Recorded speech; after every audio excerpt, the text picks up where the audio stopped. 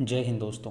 कैसे हैं आप लोग। तो आज हम बात करने वाले हैं साल 2024 में आई एक मिस्ट्री थ्रिलर फिल्म के बारे में जिसका नाम है स्लीपिंग डॉग्स। दोस्तों ये फिल्म मैंने हाल ही में देखी है क्योंकि इसके एंड में जो ट्विस्ट है वो अनएक्सपेक्टेड है। मेरी आप लोगों से ये रिक्वेस्ट है कि आप इस वीडियो को पूरा ज़रूर देखिएगा। और दोस्तों पिछली वीडियो में हमने हेल बॉय मूवी को एक्सप्लेन किया है, तो अगर आपने वो वीडियो नहीं देखी तो उसे भी देख लीजिएगा। लिंक आपको पिंड कमेंट और डिस्क्रिप्शन में मिल जाएगा। तो बिना कोई वक्त गवाए आइए वीडियो को स्टार्ट करते हैं। फिल्म की स्टार्टिंग में हमें रॉय फ्रीमैन नाम का एक डिटेक्टिव दिखाया जाता है जो कि बूढ़ा हो गया था और उसके दिमाग के अंदर एक ट्यूमर हो गया था, जिसकी वजह से उसका ऑपरेशन हुआ था और डॉक्टर ने उस ट्यूमर को निकाल दिया था। लेकिन उसको निकालने के बाद उसकी जो मेमोरी थी वो लॉस हो गई थी, जिसकी वजह से उसे अपने पास्ट की कोई भी चीज़ याद नहीं रहती थी। वो अपने डॉक्टर से मिलने के लिए जाता है जहाँ डॉक्टर उसे कुछ दवाइयाँ देती है खाने के लिए। वो हमेशा पास्ट याद करने की कोशिश करता रहता है लेकिन उसे कुछ भी ढंग से याद नहीं था। एक दिन अचानक उसे एमिली नाम की एक एडवोकेट का कॉल आता है जो कि उसे बताती है कि 10 साल पहले उसने एक मुजरिम को पकड़ा था जिसने डॉक्टर जोसेफ का मर्डर किया था और ये केस वही सॉल्व कर रहा था। और 10 साल बाद जेल में उसको फांसी होने वाली है, इसीलिए वो कल्प्रिट आखिरी बार उससे मिलना चाहता है। रॉय सुन के हैरान हो जाता है और उसे उस केस के बारे में कुछ याद ही नहीं था, लेकिन फिर भी वो उस क्रिमिनल से मिलने के लिए तैयार हो जाता है। वो अपने केसेस की पुरानी फाइल्स खोलता है और उस केस के बारे में पढ़ने लगता है, जहाँ उसे पता चलता है कि वो केस एक मर्डर का था, जहाँ जोसेफ जो कि एक रिसर्चर था उसे आइजैक नाम के बंदे ने जान से मार डाला था और इस केस को वही हैंडल कर रहा था। वो उन फाइल्स में विक्टिम की फ़ोटोज़ देखता है जिसे बहुत ही ब्रूटली मारा गया था। अगले दिन वो आइजैक से मिलने के लिए जेल के अंदर जाता है, जहाँ पे आइजैक उससे मिल के काफ़ी खुश होता है और वो उसे बताता है कि आज उसको फांसी होने वाली है, लेकिन अगर वो चाहे तो वो उसकी फांसी रोक सकता है। रॉय उससे पूछता है कि आखिर वो ऐसा कैसे कर सकता है, तो वो उससे कहता है कि दरअसल 10 साल पहले उसने ये मर्डर किया ही नहीं था। वो बस उस घर में चोरी करने के लिए आया था और किसी और ने उसे मारा था, लेकिन उसके पार्टनर जिमी ने उसे टॉर्चर किया था और कन्फेस करवाया था कि वो मर्डर उसी ने किया है, लेकिन असल में वो बिल्कुल निर्दोष है। आइजैक उसे ये भी बताता है कि रिचर्ड फिन भी उससे मिलने के लिए आया था जो कि उस मर्डर के बारे में किताब लिख रहा है। ये सारे नए नाम सुनकर वो काफ़ी ज़्यादा कंफ्यूज हो जाता है और वो उसे कहता है कि दरअसल उसके दिमाग से ट्यूमर निकाला गया है, जिसकी वजह से उसे कुछ भी ठीक से याद नहीं आ पा रहा है। लेकिन फिर भी अगर वो चाहता है कि वो इस केस को दोबारा से देखे तो वो उसकी तसल्ली के लिए इस केस पे काम करना स्टार्ट करेगा। अब रॉय उस केस पर काम करना स्टार्ट कर देता है और वो अपनी रिसर्च शुरू करता है, जहाँ सबसे पहले वो अपने पार्टनर जिमी के घर जाता है जो कि अब रिटायर हो चुका था। जिमी उसे वहाँ पर देखकर काफ़ी हैरान हो जाता है क्योंकि इतने सालों बाद वो उससे मिलने आया था। जिमी उसे ये भी बताता है कि उसकी बीवी की हाल ही में मौत हो गई थी और वो उसके फ्यूनरल पर भी नहीं आया था। तो रॉय उससे माफ़ी मांगता है और उससे कहता है कि वो यहाँ पर एक केस के सिलसिले में आया है। दरअसल वो आइजैक का केस फिर से खोल के देखना चाहता है और जानना चाहता है कि दरअसल असली कातिल कौन है, क्योंकि उसकी गट फीलिंग कहती है कि आइजैक कातिल नहीं हो सकता। ये सुन के जिमी उससे कहता है कि वो इस केस पे काम करना बंद कर दे, क्योंकि अगर वो रिकवर होना चाहता है तो वो फील्ड वर्क बिल्कुल ना करे। रॉय उससे कहता है कि वो पूरी तरह ठीक होने के लिए ही तो इस केस पे काम कर रहा है, क्योंकि डॉक्टर ने उससे कहा है कि वो अपना दिमाग चलाता रहे और अगर वो अपना दिमाग चलाता रहेगा तो वो जल्दी ठीक हो जाए, जो कि उसके लिए एक्सरसाइज होगी और वो जल्दी ठीक हो सकेगा। घर पे आके रॉय अपनी पुरानी चीज़ों को देखने लगता है, जहाँ उसे एक आर्टिकल मिलता है और उसमें लिखा था कि उसकी कार का एक्सीडेंट हुआ था। वहीं पे एक पुरानी तस्वीर भी होती है जिसके ऊपर का कांच टूटा हुआ था, लेकिन वो उस तस्वीर को अच्छे से नहीं देखता और उसे साइड में रख देता है। तभी उसे जिमी का कॉल आता है जो कि उसे बताता है कि उसने रिचर्ड फिन को ढूंढ लिया है, लेकिन रिचर्ड फिन अब उस दुनिया में नहीं रहा है क्योंकि एक्सीडेंट में उसकी मौत हो गई है। रॉय सुनकर हैरान हो जाता है और वो तुरंत मॉर्ग रूम में जाता है, जहाँ पर जब वो रिचर्ड की लाश को देखता है तो उसे याद आता है कि 10 साल पहले जब ये केस उसे दिया गया था तो इन्वेस्टिगेशन के लिए वो विक्टिम के घर में गया था और वहीं पर उसने रिचर्ड को पहली बार देखा था। यानी कि इस केस से रिचर्ड का कुछ ना कुछ लेना देना ज़रूर था, लेकिन रिचर्ड अब मर चुका है जो कि उसे कुछ भी नहीं बता सकता। इसीलिए वो डिसाइड करता है कि वो उसकी वाइफ से मिलेगा। वो तुरंत उसके फ्यूनरल पे जाता है जहाँ पर वो उसकी वाइफ से मिलता है, जहाँ वो उससे रिचर्ड के बारे में पूछने लगता है, लेकिन वो उसे कोई जवाब नहीं देती। तभी रिचर्ड का भाई वहाँ पर आता है और वो उससे बात करने लगता है और उससे कहता है कि वो जल्दी इस बुक को लॉन्च करने वाला था। उसने इसमें कुछ चीज़ें लिखी हुई हैं जो कि उसके केस में हेल्प कर सकती हैं। दरअसल उसमें रिचर्ड की पूरी बायोग्राफी लिखी हुई थी, जहाँ पर रिचर्ड अपनी कहानी बता रहा था। जब वो उसकी जर्नल पढ़ने लगता है तो उसे रिचर्ड के बारे में पता चलता है कि दरअसल रिचर्ड एक राइटर हुआ करता था और उसे लिखने का बहुत ज़्यादा शौक था। लेकिन एक बार जब वो एक पार्टी में गया था तो उसे लॉरा बेन्स मिली थी, जो कि एक स्टूडेंट थी और उससे उसकी काफ़ी अच्छी दोस्ती हो गई थी। दरअसल लॉरा डॉक्टर जोसेफ के साथ एक थीसिस लिख रही थी, जहाँ पर उन दोनों ने मिल के एक प्रोजेक्ट पे काम किया था। वो कुछ ऐसा था कि जिससे कि लोगों की सबसे गंदी मेमोरी को मिटाया जा सके। रिचर्ड को जब ये पता चला तो लॉरा के साथ उसकी बहुत अच्छी दोस्ती हो गई और वो दोनों एक दूसरे के साथ सोने भी लगे थे। वो रिलेशनशिप में आ गए थे जहाँ पर वो दोनों काफ़ी ज़्यादा क्लोज हो गए थे। लेकिन एक दिन लॉरा रिचर्ड को डॉक्टर से मिलवाने के लिए ले गई। यहाँ पर उसने बताया कि रिचर्ड उसका दोस्त है जो कि उसके लिए घोस्ट राइटिंग करना चाहता है, और ये सुनकर डॉक्टर ने उसे काम पर रख लिया था। उन तीनों के अलावा वहाँ पर एक और बंदा था जो कि जोसेफ का नौकर था, और वो वहाँ पर उनके घर में साफ़ सफाई का काम किया करता था। दिन ब दिन रिचर्ड यही देखते जा रहा था कि लॉरा की नज़दीकियाँ उसके प्रोफेसर से बहुत ज़्यादा बढ़ गई थीं, और वही बात समझ चुका था कि लॉरा उसे धोखा देने वाली है। एक दिन जब वो प्रोफेसर के घर में गया तो उसने लॉरा को उसके साथ सोते हुए देखा, और वहीं पे उसे एक जनरल मिली द मिरर इफेक्ट नाम से, जो कि जोसेफ और लॉरा साथ में मिलकर लिख रहे थे। तभी जोसेफ वहाँ पर आया और उसने उससे वो जर्नल छीन लिया, और उसके बाद वो उसे अपने साथ ले गया बात करने के लिए। उसने उससे ये कहा कि वो लॉरा से दूरी बना कर रखे, क्योंकि वो जानता है कि उन दोनों के बीच क्या चल रहा है। जब वापस घर पे आया तो उसे लॉरा कहीं पर भी नहीं मिली थी, और अगली सुबह जब वो जोसेफ के घर पे गया तो वहाँ पर उसे पुलिस दिखी, और उसे पता चला कि जोसेफ को किसी ने जान से मार डाला है। मरने के बाद जो जोसेफ की जनरल थी उसके ऊपर उसका ही क्लेम था, लेकिन कहीं पर भी लॉरा बेन्स का नाम नहीं लिखा था। इसीलिए लॉरा बेन्स उसके वकील के पास गई थी, जहाँ पर उसने उससे कहा था कि उसकी जनरल पर अब उसका हक है और ये उसकी भी रिसर्च का हिस्सा है। लेकिन उसकी लॉयर ने उसे मना कर दिया था कोई भी क्रेडिट देने से। उसके बाद लॉरा बेन्स एकदम से गायब हो गई थी। ये सारी बातें पढ़कर रॉय समझ जाता है कि रिचर्ड की क्या कहानी थी, लेकिन अब उसे जानना था कि लॉरा की क्या कहानी है। इसलिए वो तुरंत जिमी से मिलने के लिए जाता है, जहाँ वो उसे बताता है कि उसे लगता है कि आइजैक बिल्कुल निर्दोष है और वो इस बात को साबित करके ही रहेगा। तो जब वो इस केस को दोबारा से पढ़ रहा है तो उसे कई सारी नई बातें पता चल रही हैं। अगले दिन वो रिचर्ड फिन की बीवी से मिलने के लिए उसके घर पे जाता है, जहाँ पर वो उससे पूछता है कि उसे क्या लगता है कि उसके पति का जो अचानक एक्सीडेंट हुआ है वो सच में एक्सीडेंट है या फिर कोई मर्डर है। रिचर्ड फिन की वाइफ उसे बताती है कि कई दिनों से वो देख रही थी कि वो एलिजाबेथ वेस्टलेक नाम की एक औरत से बात करता था, और वो फ़ोन पर उस पर बहुत ज़्यादा चिल्लाता भी था। इसीलिए उसे लगता है कि शायद उसके पति को एलिजाबेथ ने ही मारा है।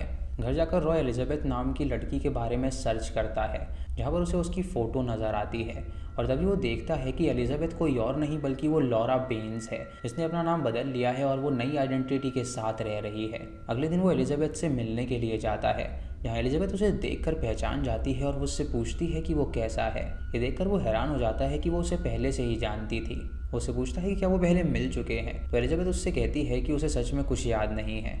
रॉय उससे पूछता है कि वो रिचर्ड फिन के बारे में क्या जानती है, तो वो उसे बताती है कि रिचर्ड फिन एक बहुत बड़ा डरपोक आदमी था। उसके बाद रॉय उसे वो जर्नल देता है जो कि रिचर्ड ने लिखा था, और उसे कहता है कि उसके बारे में उसने सब कुछ लिखा हुआ है, तो वो उसे ध्यान से पढ़े।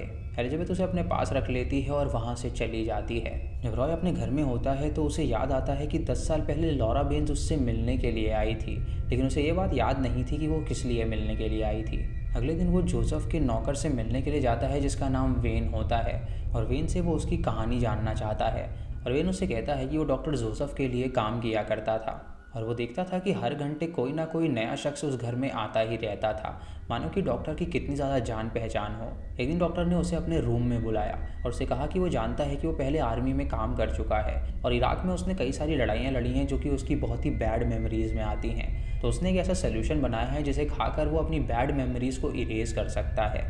वेन उसका ये एक्सपेरिमेंट करने के लिए तैयार हो जाता है, लेकिन जब वो दवाइयों को खाने लगता है तो उसके साइड इफ़ेक्ट होना उसे शुरू हो जाते हैं। वो मेमोरीज़ तो भूल रहा था लेकिन उसे साइड इफ़ेक्ट्स भी हो रहे थे, जिसकी वजह से वो काफ़ी ज़्यादा परेशान हो गया था और उसने डॉक्टर को मना कर दिया था कि अब से वो दवाइयाँ नहीं खाएगा। वेन रॉय को ये भी बताता है कि डॉक्टर की एक बहुत बुरी आदत भी थी। वो इन दवाइयों की वजह से कई सारी औरतों की मदद भी करता था ताकि वो उनके कुछ बुरे मोमेंट्स को इरेज कर सके, और इसी बात का फ़ायदा उठाकर वो उनके साथ इंटीमेट भी होता था। और उसकी एक बुरी आदत थी कि इंटीमेट होते समय वो हमेशा वीडियो रिकॉर्ड करके रखता था, और उसके पास कई सारी लेडीज़ आती थी और उसने सबकी वीडियोज़ रिकॉर्ड करके रखी हुई थी। उसे ये भी बताता है कि उसकी वकील भी उसके साथ इंटीमेट हुई है, और एक बारटेंडर थी जो कि हमेशा उसके पास आया करती थी और इंटीमेट होती थी। ये सारी बातें जानकर रॉय हैरान हो जाता है और वापस घर में आकर रिसर्च करने लगता है, जहाँ पर वेन का बयान सुन के उसे लगता है कि वेन मर्डरर नहीं हो सकता। और दोबारा से जब रिकॉर्ड में से फाइल्स को देखता है तो उसे पता चलता है कि हर एक फाइल पे जिमी का साइन है, उसका कहीं पर साइन मौजूद ही नहीं है। उस वक्त जिमी उसका पार्टनर था तो उन दोनों के साइन होने चाहिए थे, लेकिन सिर्फ जिमी का साइन ही वहाँ पर क्यों था। तभी अचानक वहाँ पे लॉरा आ जाती है जो कि वो जनरल वापस करने के लिए आई थी, और जब वो उसे अंदर बुलाता है तो वो दोनों बातें करने लगते हैं। रॉय उससे पूछता है कि फिन की बुक के बारे में उसका क्या ख्याल है, तो लॉरा उसे बताती है कि उस बुक में उसने सिर्फ बकवास लिखी हुई है, उसमें कुछ भी बात सच नहीं है। उसे बताती है कि वो रिसर्च का हिस्सा थी और वो दोनों साथ में ही उस पर रिसर्च कर रहे थे, लेकिन उसे इस बात का बिल्कुल भी क्रेडिट नहीं दिया गया। इसीलिए वो उससे अलग हो गई और वो एक नई आइडेंटिटी के साथ रहने लगी। रात को रॉय जब घूम रहा होता है तो अचानक से उसके पीछे कार आती है उसे कुचलने के लिए, लेकिन वो तभी गन निकाल के उसे शूट कर देता है, जिससे वो बंदा मर जाता है। जब वो कार के पास जाता है तो देखता है कि वो बंदा कोई और नहीं बल्कि वो वेन था, और ये देखकर वो हैरान हो जाता है कि आखिर वेन उसे क्यों मारना चाहता था। अब इस हरकत की वजह से उसे पुलिस में समन किया जाता है, जहाँ पर उससे पूछा जाता है कि उसने उसे क्यों मारा। तो वो बताता है कि उसने अपने प्रोटेक्शन के लिए उसे मारा है, जिसकी वजह से उस पर वो चार्जेस हटा दिए जाते हैं। जब वो बाहर में जाता है तो जिमी उससे मिलने के लिए आता है, जहाँ जिमी उसे समझाता है कि वो इस केस को अभी बंद कर दे, क्योंकि वो पुराने गड़े मुर्दों को उखाड़ना नहीं चाहता है। लेकिन रॉय को किसी भी तरह ये केस को सॉल्व करना था और जानना था कि जोसेफ का असली कातिल है कौन। अगले दिन वो उस बार में जाता है जहाँ पर वो बारटेंडर काम किया करती थी, जो कि अक्सर डॉक्टर से मिलने आया करती थी। वो वहाँ पर नए बारटेंडर से उसके बारे में पूछताछ करने लगता है और वो उसे बताता है कि उसका नाम डायन था, लेकिन डायन की 5 साल पहले मौत हो चुकी है, जिसकी वजह से अब वो उससे नहीं मिल सकता। उस बार को अच्छी तरह देखकर उसे पता चलता है कि वो यहाँ 10 साल पहले अक्सर आया करता था और यहाँ पर जिमी के साथ वो केसेस के बारे में डिस्कस करता था। तभी उसे जोसेफ की वकील का कॉल आता है, जो कि उसे मिलने के लिए बुलाती है, और जब वो वहाँ पर जाता है तो वो उसे जोसेफ का वो जर्नल देती है और उसे बताती है कि ये उसके जर्नल की कॉपी है। इसमें वो सारी रिसर्च लिखी गई हैं जिसपे वो मेडिसिन बनाई गई थी, जिसे खाते ही इंसान अपनी वर्स्ट मेमोरी को भूल जाता था। उसे ये बताती है कि लॉरा ने किसी और नाम से इस बुक को पब्लिश भी कर दिया था, तो ये शायद ओरिजिनल कॉपी उसके पास रही होगी। उसके बाद रॉय जोसेफ के घर में जाता है जहाँ पर उसका मर्डर हुआ था। तभी उसे याद आने लगता है कि वो वहाँ पर इन्वेस्टिगेशन के लिए आया था, और जब वो बांध में जाता है तो वहाँ पर उसे एक फावड़ा मिलता है, जिसे लेकर जब वो गार्डन की ओर जाता है तो वो एक पर्टिकुलर जगह पर रुक जाता है, और वहाँ पर जब वो खुदाई करता है तो उसके नीचे उसे एक बेसबॉल बैट मिलता है, क्योंकि वही बैट था जिससे जोसेफ को जान से मारा गया था। यानी कि इतने सालों से उसके ही गार्डन में वो मर्डर वेपन छुपा हुआ था। तभी वहाँ पर लॉरा और जिमी आ जाते हैं, जो कि उससे कहते हैं कि वो इस केस पे काम करना बंद कर दे, क्योंकि इसमें उसका ही नुकसान होगा। वो तीनों अंदर जाते हैं और बातें करने लगते हैं, जहाँ पे जिमी उससे कहता है कि वो लॉरा पे बिल्कुल भी विश्वास ना करे। उसके बाद बहुत तगड़ा रीज़न था जोसेफ को मारने के लिए, और उसे लगता है कि शायद वही कातिल है, लेकिन लॉरा कहती है कि उसे लगता है कि जिमी कातिल है। जिमी उसे कहता है कि लॉरा ने रिचर्ड को भी मारा है, तो रिचर्ड बार बार उसे कॉल करके कहता था कि वो उसकी आइडेंटिटी दुनिया के सामने ले आएगा, इसीलिए उसने उसे जान से मरवा दिया। जिमी उससे कहता है कि वही कातिल है, और उसने ही वेन को भी अपॉइंट किया था उसे जान से मरवाने के लिए, ताकि वो इस केस पे काम करना बंद कर सके। तभी लॉरा उससे कहती है कि वो उसकी बात बिल्कुल ना सुने, और वो तुरंत गन निकाल के जिमी को शूट कर देती है, जिससे कि वो ज़मीन पे गिर जाता है। तभी वो रॉय पे गन तान देती है उसे जान से मारने के लिए, लेकिन तभी जिमी गन निकालता है और लॉरा को शूट करके जान से मार डालता है। मरने से पहले जिमी रॉय से कहता है कि उसने जो कुछ भी किया वो सिर्फ उसके लिए किया था, क्योंकि वो उसको हमेशा सच्चा दोस्त मानता था। अब रॉय इस केस की अपडेट पुलिस में देता है, जहाँ पे लॉरा को ही कातिल घोषित कर दिया जाता है, और इस केस के सॉल्व होते ही आइजैक को भी रिहा कर दिया जाता है। अब रॉय एक दिन जब अपने घर में बैठा होता है तो उसने अपना पजल सॉल्व कर लिया था, और दीवार पे लगी सारी फोटोज़ और रिसर्च को नीचे उतार देता है। तभी उसे वो फ़ोटो नज़र आती है जो वो नहीं देख पाया था, और जब वो उस फोटो को उठा के उसके कांच को हटाता है तो वो फ़ोटो किसी और की नहीं बल्कि उसकी ही होती है, उसकी बीवी के साथ। जब वो अपनी बीवी का चेहरा देखता है तो उसे याद आ जाता है कि दरअसल उसकी बीवी कौन थी। दोस्तों यहाँ पे आता है फिल्म में सबसे बड़ा ट्विस्ट। दरअसल उसकी बीवी कोई और नहीं बल्कि डायन थी, जो कि वही बारटेंडर थी जिसकी मौत 5 साल पहले हो गई थी, और उसे ढूंढने के लिए ही वो बार में गया था। दरअसल बात ये थी कि डायन अक्सर डॉक्टर से मिलने जाया करती थी, जिसकी वजह से जोसेफ उसका फ़ायदा उठाता था और वो उसके साथ इंटीमेट होता था, और उसकी वीडियो भी वो रिकॉर्ड करके रखता था। डायन को इस बात का पता नहीं चलता था, क्योंकि वो उसे मेमोरी लॉस की दवाई खिला देता था, जिससे कि उसे पुरानी मेमोरी ही कोई याद ही नहीं रहती थी। लॉरा को जब ये पता चला तो उसे बहुत ही ज़्यादा बुरा फील हुआ था, जिसकी वजह से वो रॉय के पास आई और उसने उसे बताया कि उसकी बीवी का वो इस्तेमाल कर रहा है, और उसे वो वीडियो टेप भी दी जहाँ वो उसकी बीवी के साथ इंटीमेट हो रहा था।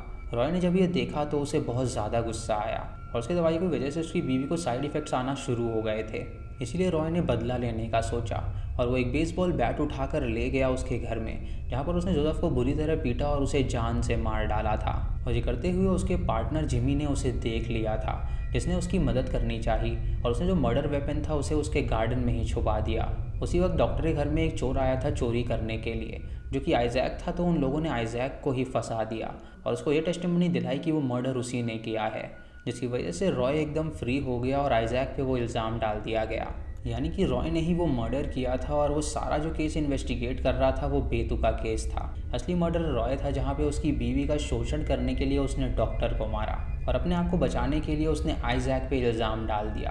तभी किसी भी पेपर्स पे उसके साइन नहीं थे, क्योंकि जिमी ये दिखाना चाहता था कि इस केस पे उसने काम किया है और सारा इल्ज़ाम उसने अपने ऊपर ले लिया था। और ये इल्ज़ाम उसने अपने ऊपर ले लिया था कि इस केस को उसने सॉल्व किया है और रॉय की इसमें कोई भी इन्वॉल्वमेंट नहीं है। ये सारी बातें जानकर रॉय बहुत ज़्यादा हैरान हो जाता है और उसे गिल्टी फील होने लगता है कि उसने अपनी ज़िंदगी में क्या कर दिया, क्योंकि वो एक अच्छा कॉप नहीं बल्कि एक बुरा कॉप था। वो अपने हाथ में एक गन लेता है और ख़ुद को शूट करके जान से मार डालता है और इसी के साथ ये मूवी यहीं पर ख़त्म हो जाती है। तो दोस्तों ये थी इस फिल्म की कहानी, जहाँ पर रॉय ही वो कातिल था जिसने डॉक्टर को मारा था और 10 साल पहले उसने ये कांड किया था। 10 साल बाद उसे कुछ भी याद नहीं था, जिसके बाद उसने इस केस को सॉल्व करना चाहा और उसने अपने पर्सपेक्टिव से जब इस केस को सॉल्व किया तो कई सारे उसे कल्प्रिट नजर आए, जहाँ पर उसने ये दोस्त लॉरा पे डाल दिया और केस को क्लोज कर दिया। लेकिन जब उसने अपनी वाइफ की फ़ोटो देखी तो उसे याद आया कि वो जो बारटेंडर थी वो उसकी वाइफ थी और डॉक्टर उसका फ़ायदा उठाया करता था, इसीलिए उसने डॉक्टर को जान से मार डाला था